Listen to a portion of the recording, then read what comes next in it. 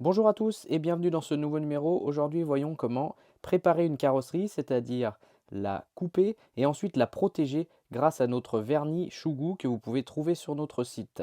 Commençons d'abord par la découpe. Alors ici, c'est une carrosserie qui a été peinte par VP Design. Évidemment, nous et je n'ai pas ce talent.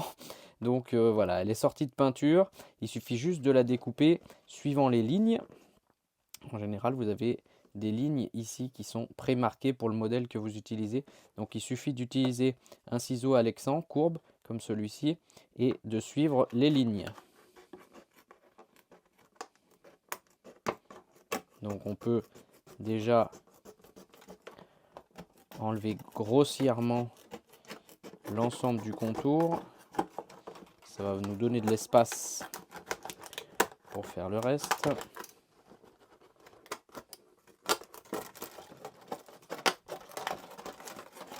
Donc ça va se passer en 3 étapes. On va d'abord enlever l'excédent.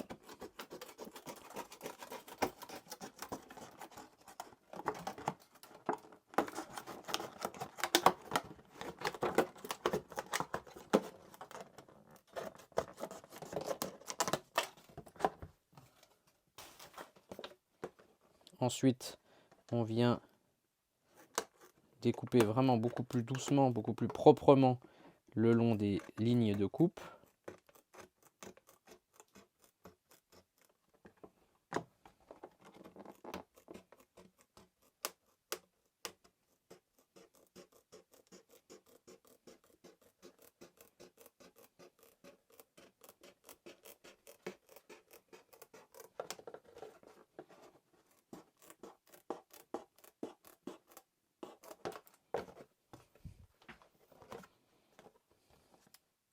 On est encore assez grossier, hein. On va aller dans tous les cas finir avec la Dremel par la suite.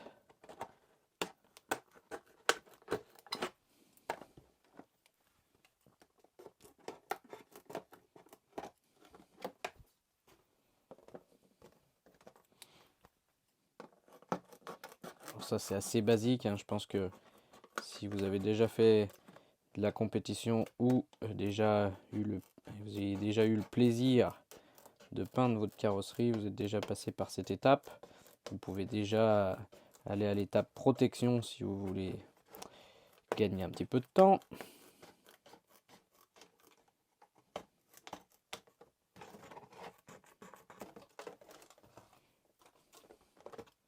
Donc c'est la 4e carrosserie du jour, hein, en préparation pour la Dirt Nitro Challenge, une des plus grosses courses de buggy 1/8 au monde, avec 4 catégories pour ma part. Donc il y a eu un petit peu de travail de découpe de carrosserie aujourd'hui.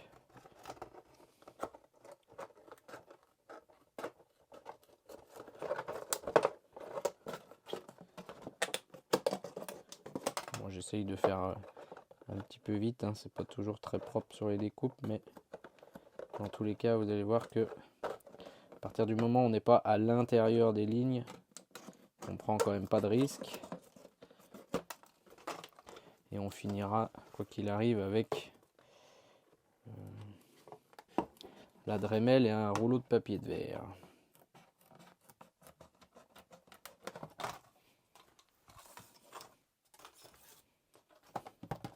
Ça commence à prendre un petit peu forme ici, vous voyez, tout est découpé, il ne reste plus que l'avant.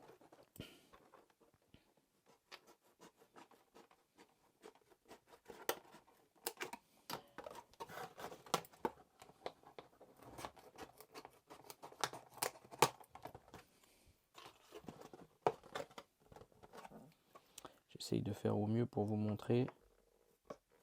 Ça sera peut-être pas la carrosserie la plus belle de l'année.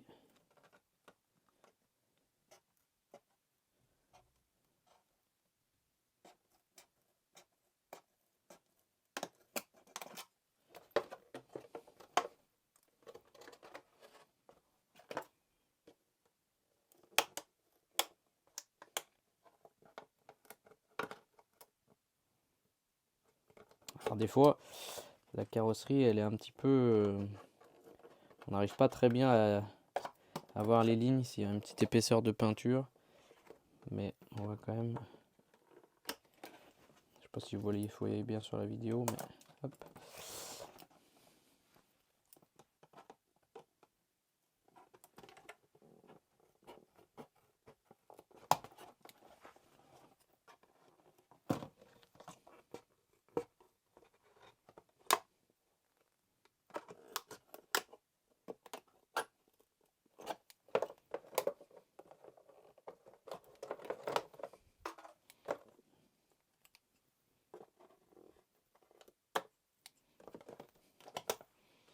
Voilà, on a quasiment terminé le travail de découpe. Maintenant, ce que vous avez besoin, c'est une rémelle avec, moi j'utilise deux outils, un gros rouleau comme ceci à papier de verre et un plus fin, plus petit pour les détails de la carrosserie.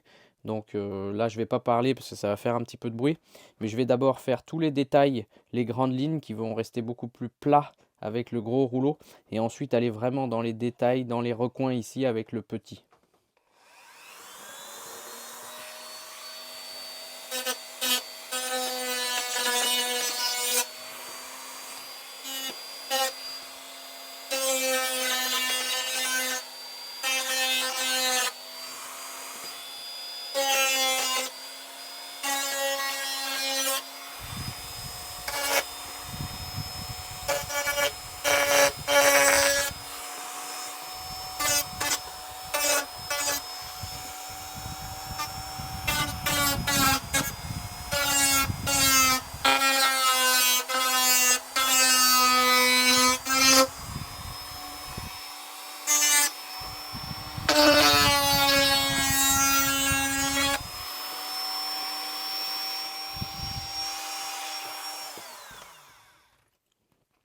Bon là j'avais encore un bon morceau de Lexan à enlever.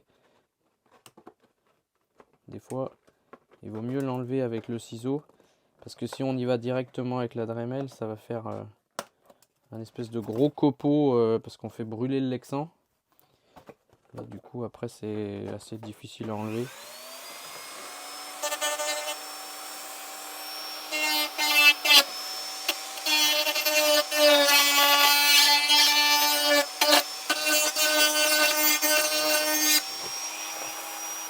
Alors moi personnellement je fais bien attention ici à pas aller trop loin vers la cellule arrière parce que sinon on vient marquer le support d'amortisseur, c'est pas très esthétique.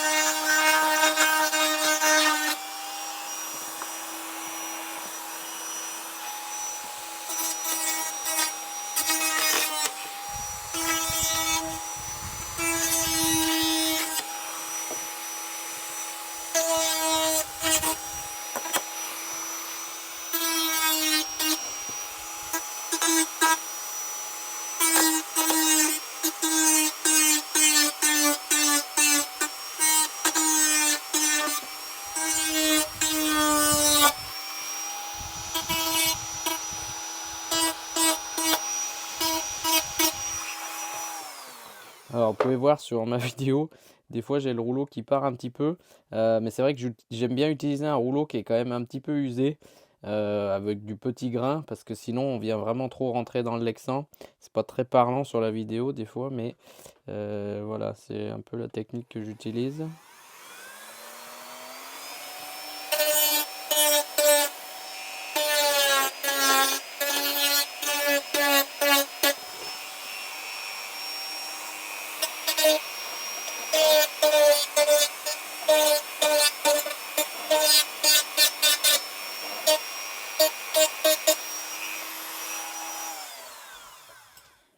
sur le bout avec la vidéo, j'avais pas bien vu, mais j'étais vraiment pas allé assez loin.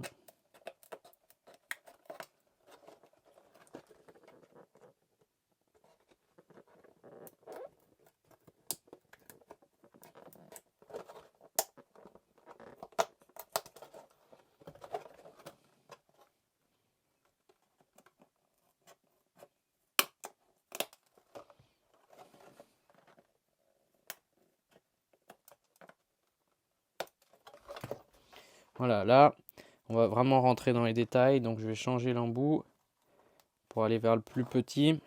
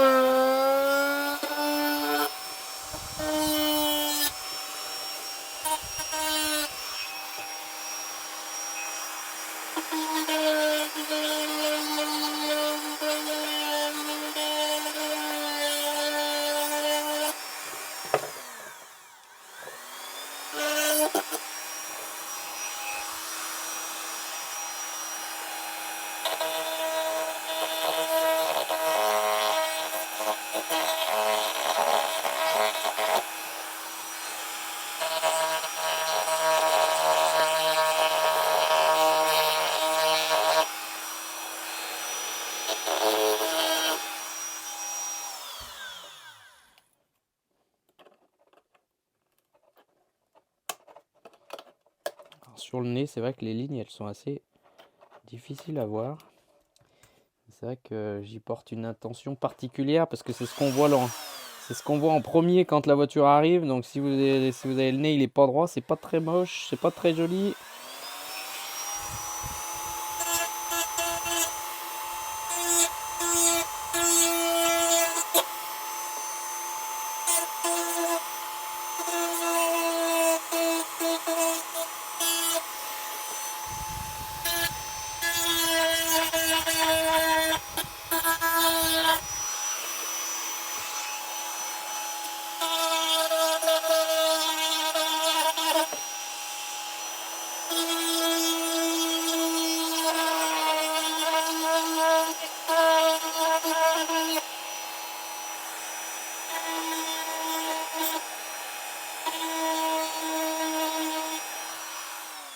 J'essaie de faire quelque chose le plus symétrique possible quand même.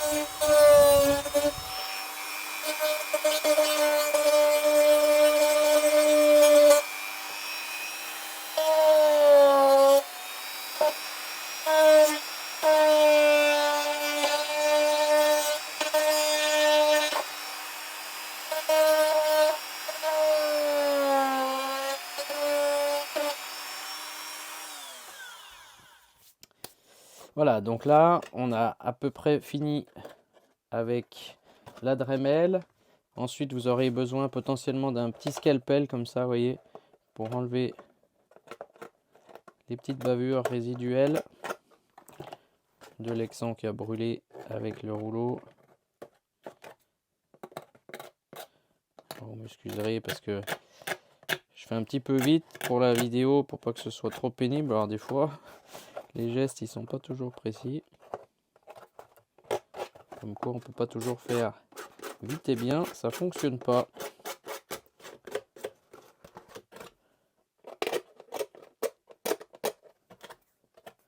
Voilà, on va enlever les petites bavures pour avoir une belle finition.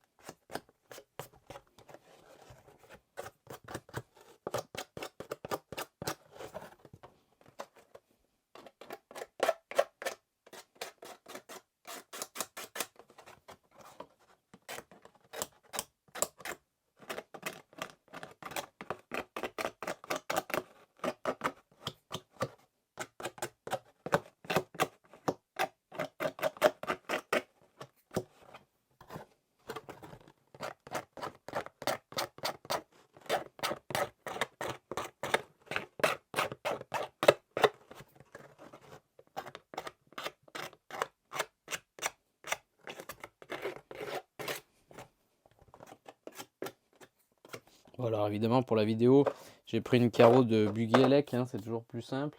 Si je vous avais pris une carreau de Nitro, il y a encore plus de trous à faire. Ensuite, vous aurez besoin d'un allésoir pour faire les trous. Alors ici, on a le trou à l'avant pour le plot. Hop. Après, vous aurez besoin de votre voiture prête à rouler pour faire les dernières vérifs, à poser la carrosserie avant de la protéger. Ça permet quand même d'être sûr que tout va bien avant de faire quoi que ce soit de plus. À l'arrière, c'est un petit peu spécifique. On va faire un trou d'abord à l'allésoir.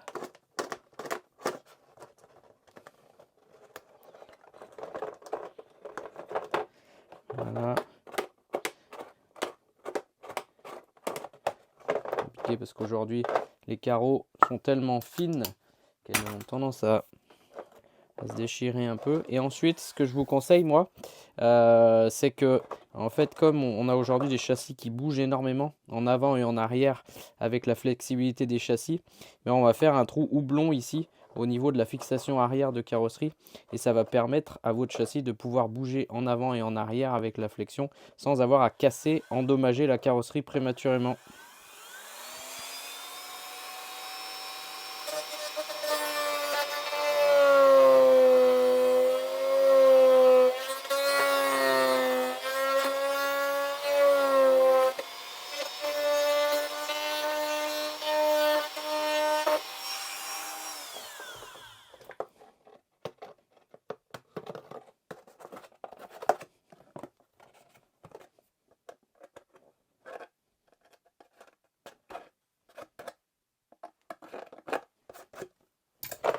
Voilà, la carrosserie, on va vérifier sur la voiture si elle est prête, si tout est bien découpé. Et ensuite, on peut passer à la partie protection.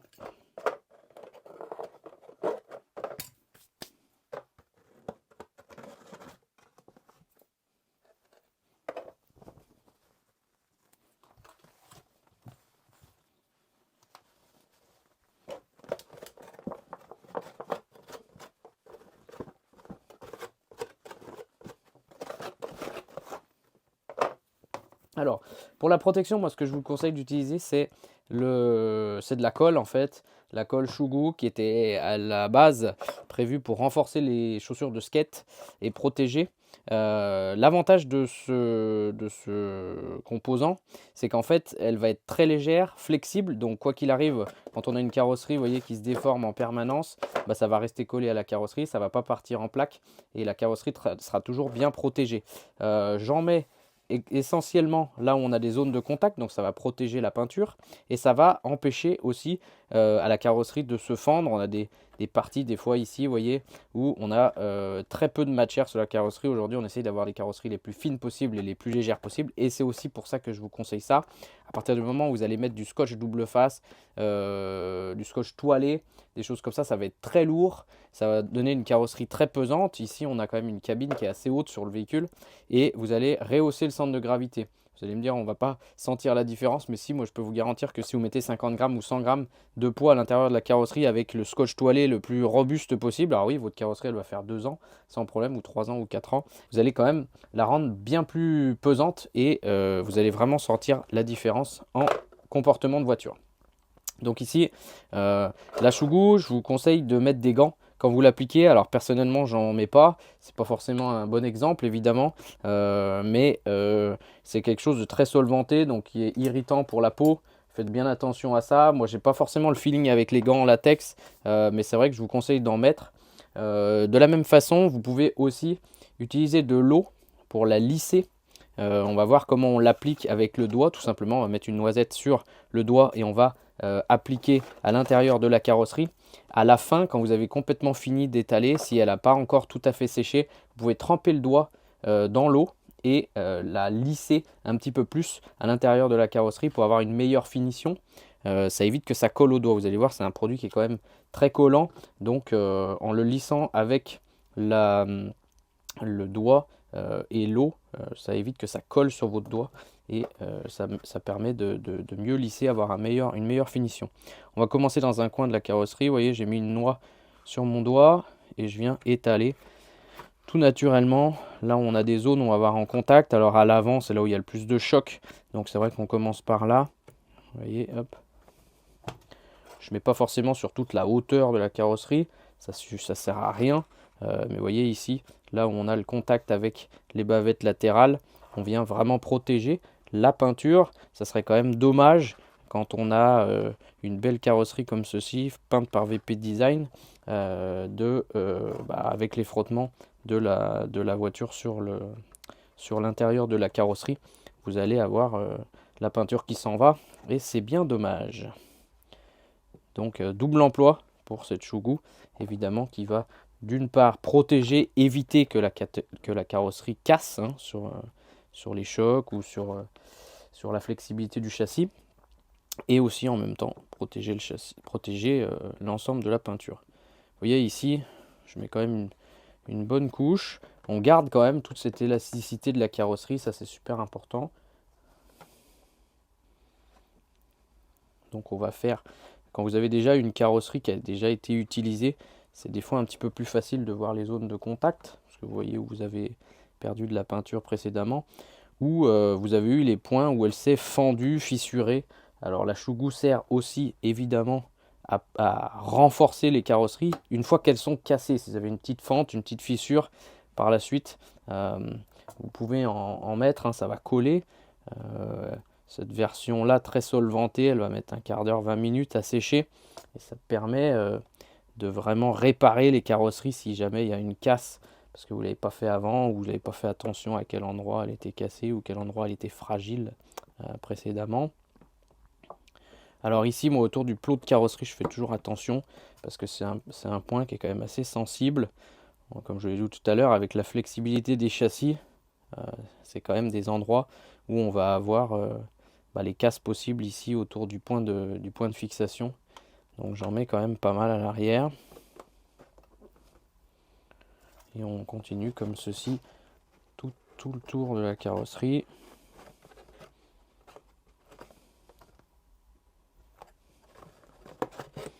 Alors après, le tube, quand vous le refermez, normalement vous pouvez le garder 6 mois sans problème.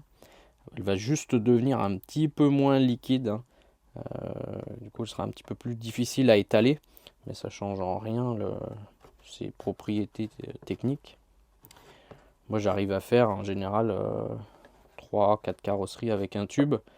Donc voilà, il y a plutôt tendance à être sec des fois avant qu'on ait pu le finir. Mais c'est vrai que c'est toujours très utile quand on peut avoir une casse sur la piste ou une fissure, etc. Personnellement, moi j'isole aussi des fois quand on roule dans des conditions un petit peu compliquées avec beaucoup de poussière ou beaucoup de l'eau par exemple. On peut aussi boucher les entrées avec la Shogu. C'est quelque chose qui après vous allez voir sur mon doigt, hein. C'est comme du drawing gum quand ça me rappelle quand j'étais à l'école. Mais vous avez juste à frotter vos doigts l'un contre l'autre et puis ça part en petites boulettes. Donc après c'est très facile à enlever. Et donc si vous faites ça pour boucher les trous d'une boîte radio par exemple, pour boucher les trous d'une boîte radio par exemple, ben, c'est très facile à enlever par la suite.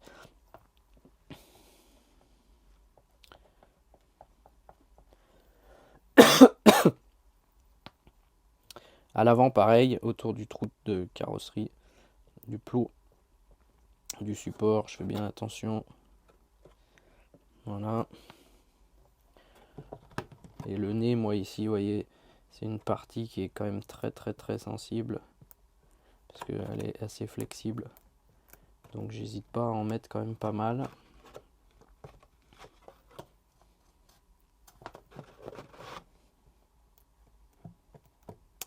Je ne l'ai pas mentionné, hein, mais c'était quand même induit. C'est un produit qui est quand même très solvanté, comme je vous l'ai dit, qui sèche assez rapidement, mais qui a quand même des vapeurs assez toxiques, assez nocives. Donc surtout faites ça bien en extérieur ou dans un endroit aéré. Voilà, là j'ai fait le tour. Je vérifie. Vous voyez ici, on voit quasiment pas, hein. C'est vraiment une fine couche. Alors par expérience, Je sais que ces parties-là aussi, elles viennent des fois en contact avec les plots de la batterie, donc je viens protéger encore un petit peu.